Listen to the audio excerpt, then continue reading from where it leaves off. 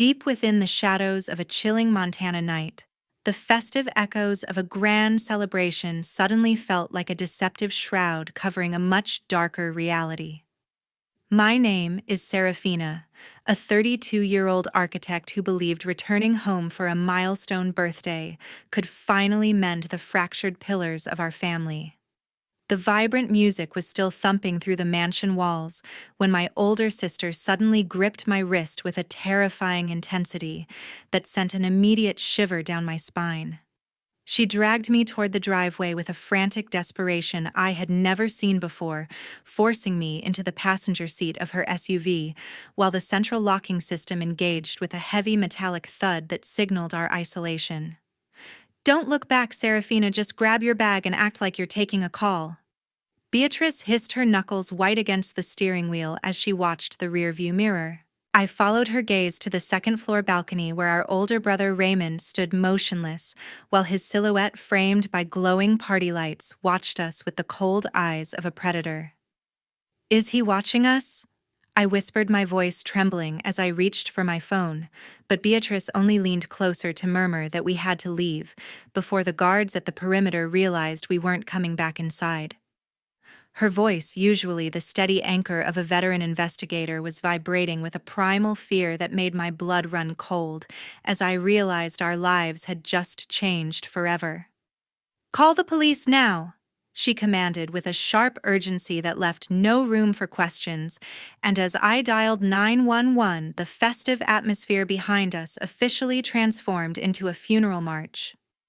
The betrayal of a sibling is a wound that never truly heals, yet the truth hidden behind those mansion doors is far more sinister than anyone could ever imagine. If you believe that justice should always prevail over greed, please subscribe to the channel and hit the notification bell to witness how this night of celebration turned into a desperate fight for survival.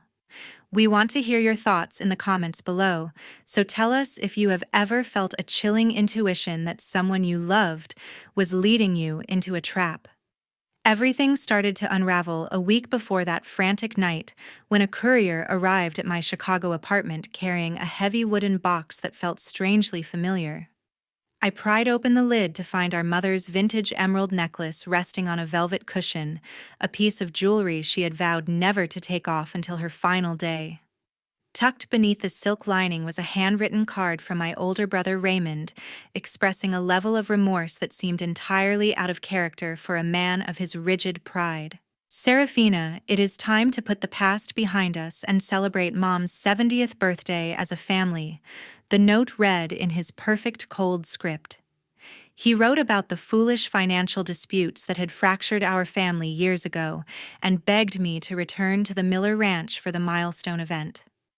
Raymond claimed he wanted to make amends before it was too late, yet the sudden warmth in his tone felt like a poorly constructed facade designed to hide something rotting underneath.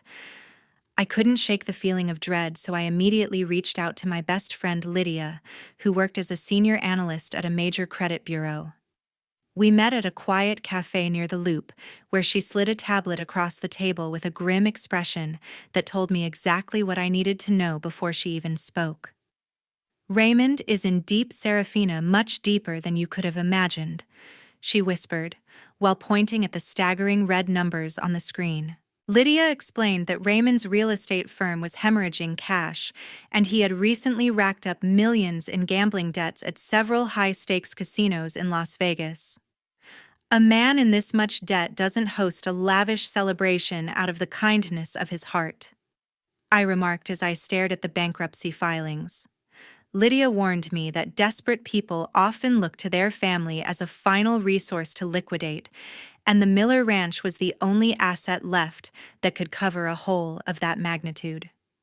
While I was still processing the shock of those financial records, my phone buzzed with an incoming call from Beatrice that carried an even more urgent tone than our previous conversations. "He wouldn't even let me through the front gate." "Seraphina," she barked as soon as I picked up her voice, crackling with frustration. Beatrice informed me that she had tried to visit the ranch earlier that week, but was turned away by a security team she had never seen before on our property. Mom is being kept in total isolation under the constant supervision of some private medical team Raymond hired, she added, while describing the ranch as a fortress. Beatrice noted that Evelyn's health had supposedly declined at an impossible speed, leaving our mother barely able to communicate or make decisions for herself. We need to get in there and see what he's actually giving her, I told my sister, realizing that the celebration was just a distraction for something far more sinister. The more we talked, the more I recalled the cold calculation Raymond had shown years ago when he tried to manipulate our father's will during his final days in the hospital. I spent the next evening packing my bags with a heavy heart while memories of his past deceits played on a continuous loop in the back of my mind. I'm not going back for a party, I'm going back for a rescue mission, I muttered to myself as I tucked a small voice recorder into my jacket pocket. The thought of Raymond having total control over Mom's medical care and the family estate made me feel physically ill as I realized she was likely being held captive. I knew that Beatrice and I were the only ones who could stand in his way, even if it meant walking directly into a trap he had meticulously laid for us. Every item I placed in my suitcase felt like a preparation for a war. I wasn't entirely sure we were equipped to win against someone as ruthless as him. The cross-state journey back to Montana took place in a thick, oppressive silence that was only broken by the frequent demanding vibration of my phone on the center console. Raymond was sending a constant stream of messages hushing me to arrive sooner and asking for my exact location every few hours. "Where are you now? The guests are already asking for you."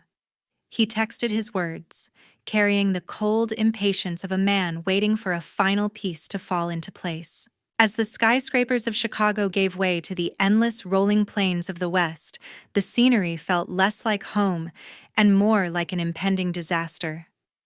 I gripped the steering wheel so tight my knuckles turned white because I knew that once I crossed the ranch perimeter, there would be no easy way to turn back. The vast Montana sky looked bruised and heavy as the silhouette of the Miller Ranch finally appeared on the horizon like a tomb waiting to be closed for good.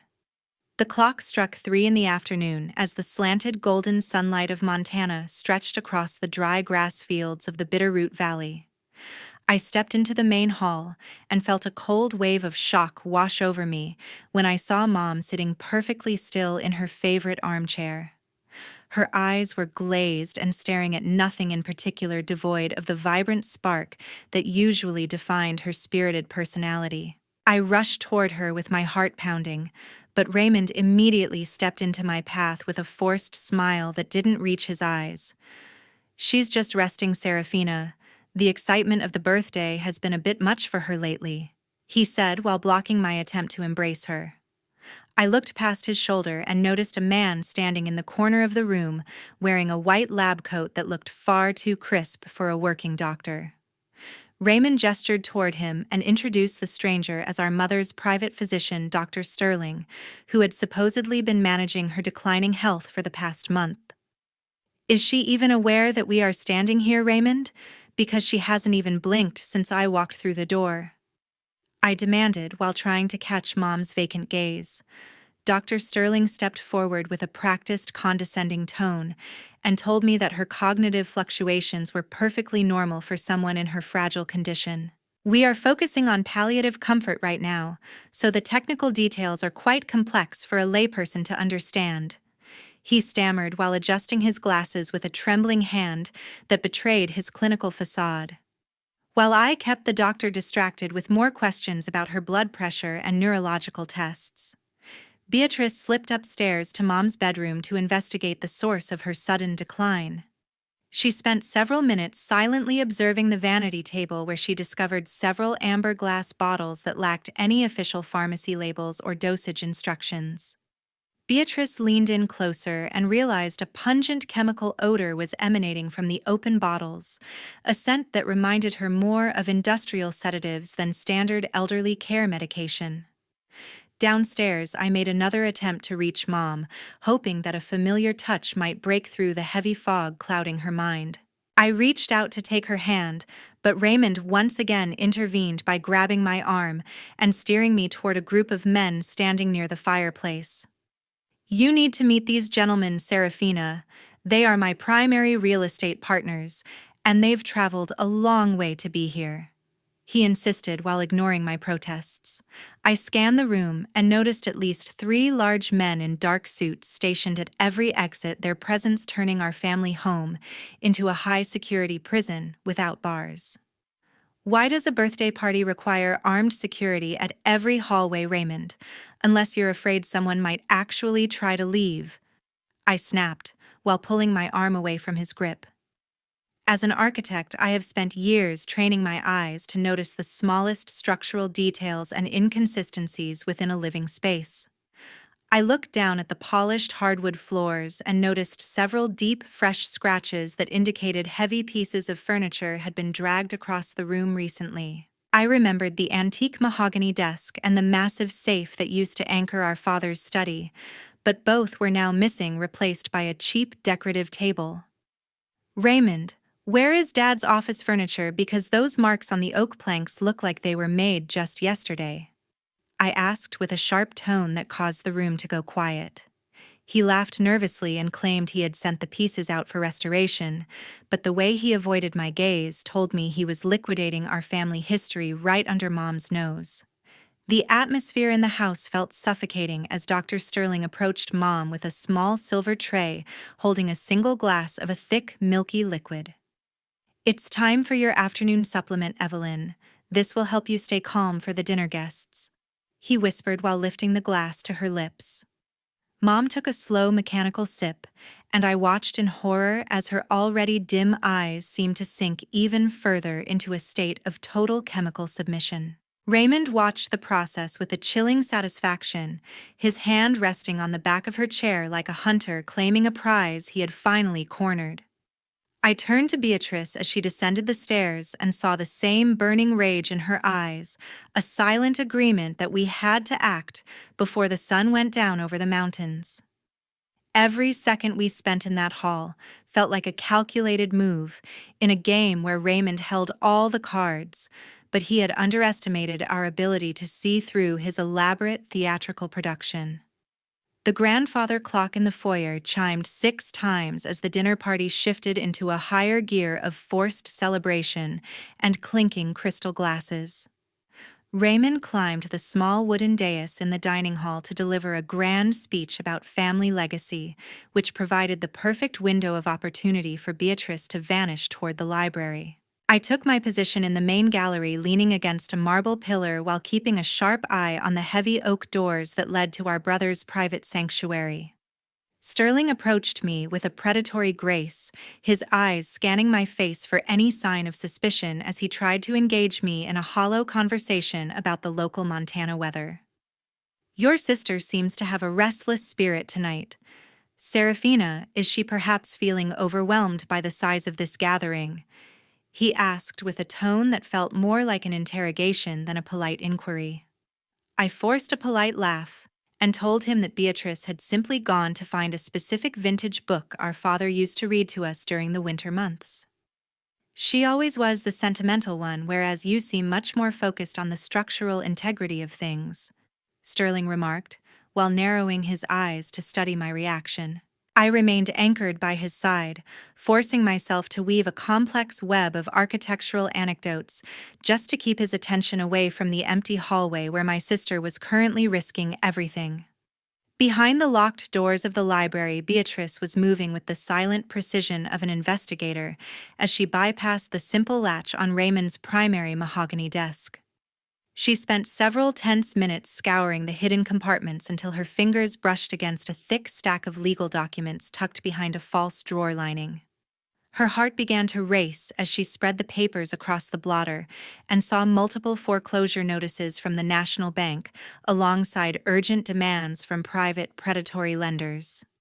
"You've sold us out, Raymond. You've actually sold the ground right out from under her feet," she whispered to herself while scanning a pre-signed agreement to liquidate the entire property. This document bore a shaky, unrecognizable version of Mom's signature as the sole legal representative, proving that our brother had been practicing her handwriting for months. Back in the dining hall, a sudden hush fell over the crowd as Raymond signaled for a servant to bring out a crystal decanter filled with a deep amber liquid. "This is a special toast to our mother's resilience and the bright future of this estate," he announced while pouring a generous portion for the woman who sat staring blankly at the tablecloth. I felt a wave of nausea hit me as I witnessed Raymond personally hold the glass to her lips, practically forcing her to swallow the mysterious concoction. "Drink up, Mom. This is exactly what the doctor ordered to keep you strong for the rest of the night," he urged with a chillingly sweet voice that made my skin crawl. Beatrice chose that exact moment to emerge from the shadows, her face a mask of cold fury as she caught my eye from across the crowded room. She tapped her phone twice against her palm, signaling that she had successfully photographed every piece of evidence regarding the emptied trust funds and the forced commitment papers. The most terrifying discovery Beatrice made was a set of unsigned forms intended to transfer Mom to a high-security psychiatric facility located in a remote part of the state. We managed to slip away from the prying eyes of the guards and met in the small downstairs powder room to finalize our emergency departure plan. "We are running out of time, Seraphina, because he plans to announce her cognitive failure before the dessert is even served," she whispered while showing me the digital images of the fraudulent sale agreement. I looked at the screen and realized that the papers were dated for the following morning, meaning we had less than 12 hours before Mom vanished forever. "We need to get her to the SUV right now, even if we have to make a scene to do it," I replied, while checking the hallway for any roaming security staff. Every muscle in my body was coiled with tension as we realized that our window for a quiet escape was closing rapidly while the celebratory music continued to blare through the speakers. We had to act with absolute precision to get Mom out of that chair without alerting the small army of men Raymond had stationed at every exit of the ranch. The ornate chandeliers in the main hall flared with a sudden artificial brilliance as the clock struck 8, and the house staff began dimming the peripheral lights to focus all attention on the central dais. Raymond stepped forward with a practiced elegance, raising a crystal champagne flute to command absolute silence from the 100 guests who were now huddled together in the sprawling, high-ceilinged space. He signaled to Sterling, who gently guided Mom toward a microphone while clutching a single sheet of embossed stationery that looked far too official for a private family gathering. "My dear friends and esteemed partners, our mother has a very special announcement regarding the future stewardship of this historic ranch and our family's enduring legacy," Raymond announced with a voice that boomed with a deceptive sense of triumph. Sterling leaned in close to Mom's ear and whispered a cold command for her to begin reading the prepared statement, which would effectively hand over every cent of her trust fund to Raymond's sole control. I watched her trembling hands struggle to hold the paper as she began to murmur the words that would sign away her autonomy and the very ground we were standing on for generations. The air in the room felt heavy with the scent of lilies and expensive perfume, but underneath it all was the stench of a calculated betrayal that I could no longer witness in silence. I pushed through the crowd of investors and lawyers, stepping directly into the blinding spotlight while my heart hammered a frantic rhythm against my ribs. "Raymond, before you let her sign her life away, perhaps you should tell our guests about the $7 million you lost at the high-stakes tables in Las Vegas last month," I shouted with a clarity that cut through the murmurs of the confused audience like a serrated blade. My brother's face instantly transformed from a mask of brotherly concern into a contorted display of pure, unadulterated rage as he gripped the microphone stand until his knuckles turned ghostly white. "You are being hysterical. Seraphina, and your petty jealousy over this inheritance is absolutely disgraceful on a night meant for celebration," he spat back while trying to signal the security guards to intervene. Beatrice didn't give him a single second to recover as she marched up to the dais and slammed a heavy folder full of bank documents and fraudulent signatures onto the mahogany table. Take a good look at these papers, everyone, because these aren't just financial records, but the evidence of a man willing to forge his own mother's name to pay off his gambling debts, she declared, while holding up the digital photos for the front row to see clearly. The atmosphere in the hall became incredibly thick as the reality of our accusations began to sink into the minds of the wealthy guests who had come to witness a simple birthday toast. Raymond lost all semblance of professional control, screaming at the top of his lungs that we were nothing but greedy children who had abandoned our family only to return when there was money to be scavenged. He turned toward Mom and grabbed her shoulder with a terrifying grip, demanding that she finish the speech and prove that she still trusted him above anyone else in this house. Mom suddenly had a brief moment of absolute clarity as the chemical fog seemed to lift for just a few seconds, her eyes focusing on the monster standing right beside her. She looked at Raymond with a profound sense of loathing that I will never forget, pulling her arm away from his grasp as she realized he had been feeding her poison disguised as medicine for weeks. "You are just like your father was in his worst moments, but without a single ounce of his honor or his heart left in your soul," she whispered with a voice that was frail, yet filled with a terrifyingly sharp authority. Raymond realized his carefully constructed world was collapsing around him in front of his peers, so he turned to the security detail and ordered them to clear the room and seize Beatrice's bag at any cost. "Get that bag and lock the doors. I won't have my reputation destroyed by a couple of bitter, lying failures," he roared while pointing a trembling finger at us. The large men in dark suits began to surround us, their heavy footsteps echoing on the oak floor as they closed the circle while guests scrambled toward the exits in a blind panic. Beatrice clutched her bag to her chest and looked at me with a grim determination, knowing that the time for words had passed, and our only hope was to reach the SUV before they could physically restrain us. I stepped in front of Mom, shielding her from the mounting chaos, as Raymond lunged forward in a desperate attempt to destroy the evidence that would surely send him to federal prison for the rest of his miserable life. The clock on the dashboard glowed 9 p.m. as we finally managed to haul Mom into the back seat of the SUV and began our frantic escape across the rugged, unpaved trails of the Bitterroot Valley. Beatrice slammed the vehicle into gear and floored the accelerator, sending a spray of loose gravel against the chassis, while the silhouettes of the ranch buildings vanished into the pitch-black Montana night. We hadn't even cleared the secondary gate before the blinding high-beam headlights of Raymond's heavy-duty pickup truck appeared in the rearview mirror like the eyes of a persistent demon. "He's gaining on us, Beatrice. You have to push this engine harder, or he's going to ram us right off the trail," I shouted over the roar of the wind and the rattling of the interior panels. "I'm doing 80 on a dirt path, Seraphina, so just hold on to her and pray the tires don't blow out," she yelled back, while wrestling with the steering wheel as the car fishtailed near a steep embankment. Raymond was driving with a reckless disregard for his own safety, swerving wildly behind us and intentionally flicking his high beams to distort Beatrice's vision during the sharp, dangerous turns. My phone began vibrating incessantly with a flurry of incoming text messages that grew increasingly unhinged with every mile we put between us and the ranch house. "If you don't turn that car around right now, I will burn the entire Miller legacy to the ground and tell the authorities you started the fire to cover your theft." One message read, followed by a series of vile threats. Beatrice ignored the digital assault, her eyes locked on the narrow strip of road ahead as we approached the treacherous bottleneck of the Canyon Pass. The situation turned even more dire when Mom began to experience violent muscle tremors in the back seat, her body reacting poorly to the industrial sedatives Sterling had forced down her throat. "She's having a seizure, Beatrice.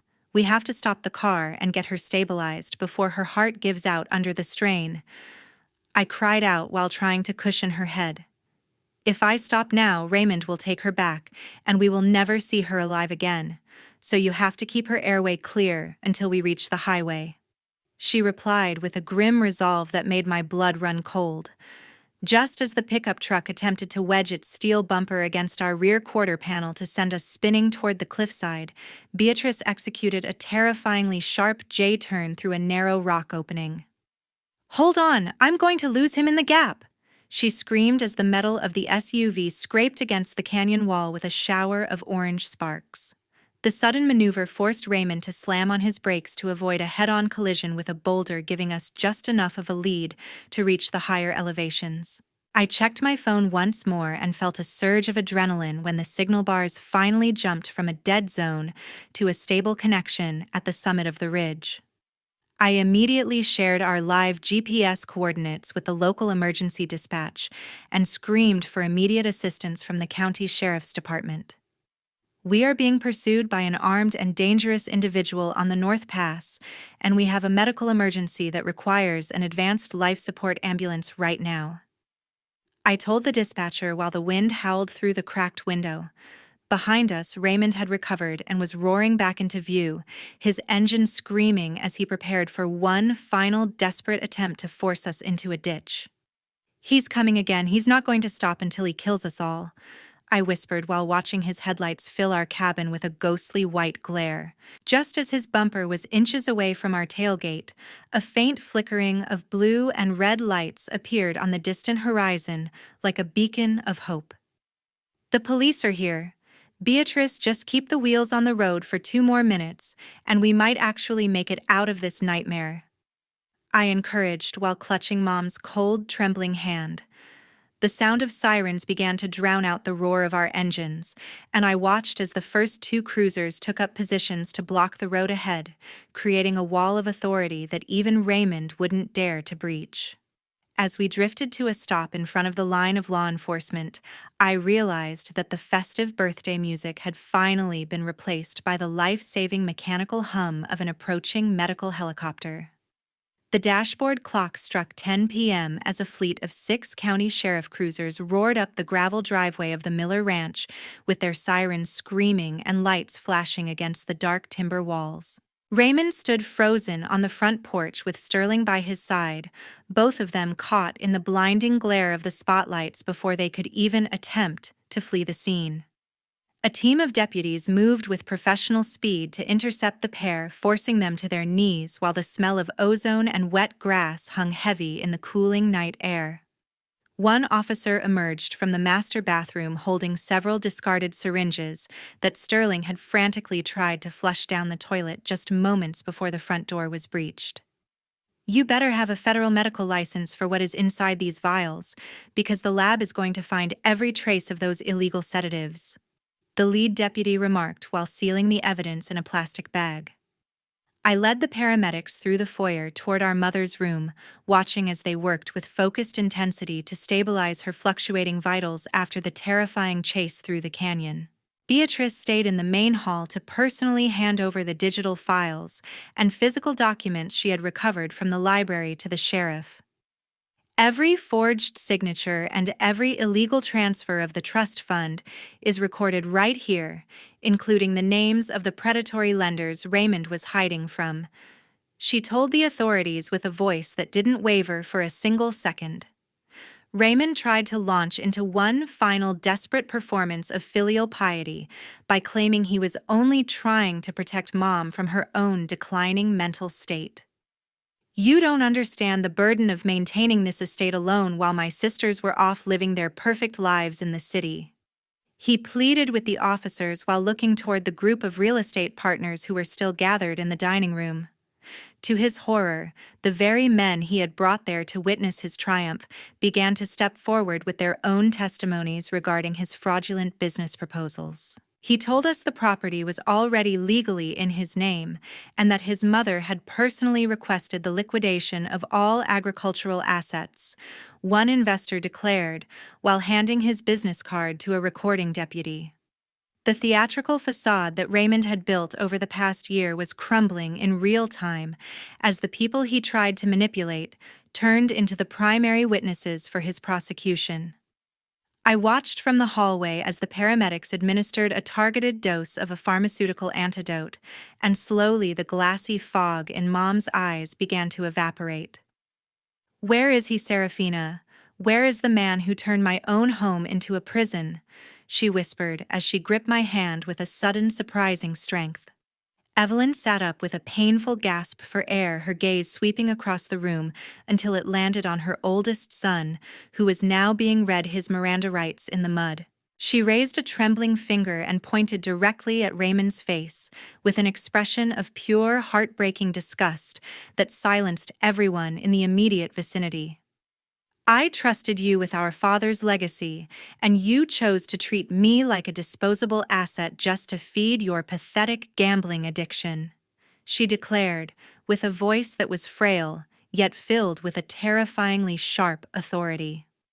The sheriff's department soon discovered that the entire network of security cameras and sophisticated signal jammers Raymond had installed were actually recording his own incriminating movements around the ranch.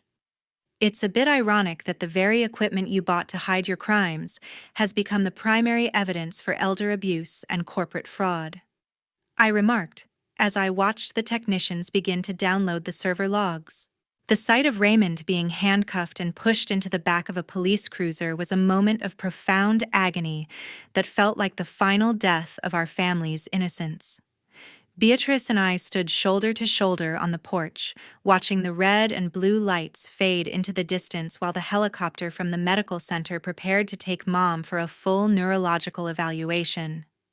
He thought he could erase us from the equation, but he forgot that we were the ones who designed the foundations of this family, I said quietly while feeling the cold Montana wind bite at my cheeks. The ranch felt strangely empty without the oppressive weight of Raymond's lies, though we knew the legal battles ahead would be long and exhausting for everyone involved. We watched the last of the police vehicles disappear over the horizon, leaving behind a silence that was no longer filled with fear, but with the possibility of a new beginning. 3 months had passed since that chaotic night in Montana, and now the gentle morning sunlight of the California coast danced across the porch of our new cottage in a peaceful seaside town. Raymond Miller was officially sentenced to 15 years in federal prison last week for his elaborate conspiracy to commit wire fraud and aggravated elder abuse against our own flesh and blood. The state prosecutor made it very clear that his actions weren't just financial crimes, but a systematic attempt to destroy a human being's dignity for personal gain. We eventually made the difficult decision to sell the entire ranch in the Bitterroot Valley to cover Mom's extensive medical bills and to provide some restitution for the innocent victims Raymond had scammed. Beatrice stood by my side as we signed the final closing documents, knowing that the physical land was far less important than the safety and sanity of our mother. I recently received a thick envelope in the mail containing a desperate, rambling apology letter from Raymond sent from his cell at the correctional facility. He claims he only did it because the pressure of the family name was too much for him to handle alone, Beatrice remarked while watching me hold the unopened paper over the glowing embers of the fireplace. I looked at the return address from the prison and felt absolutely nothing where there used to be a sense of sibling loyalty. He isn't sorry for what he did to Mom. He is only sorry that he got caught and lost his comfortable lifestyle, I replied before dropping the letter into the flames without breaking the seal. We watched the paper curl and turn into gray ash, a silent finality to a relationship that had been poisoned by greed long before we ever returned home. The absolute severance from our brother brought us a sense of liberation that we hadn't experienced in decades, as if a heavy iron chain had finally been cut from our ankles. Mom was now able to smile again, her health returning, as the toxic residues of Sterling's chemical cocktails were finally flushed out of her system by the fresh ocean air. She spent her afternoons walking along the tide pools with a newfound vigor, her laughter blending with the sound of the crashing waves and the cries of the seagulls overhead. I never thought I would feel the salt air on my face again. Seraphina, I truly thought that ranch would be my tomb, she whispered one evening while we sat watching the horizon together. There was no longer any lingering fear in her gaze that someone she loved might be hiding a syringe behind their back or a fraudulent contract in their pocket. We sat together on the weathered wooden bench to watch the sunset paint the sky in shades of deep violet and burning orange, realizing that a real family is defined by protection rather than mere biological connection.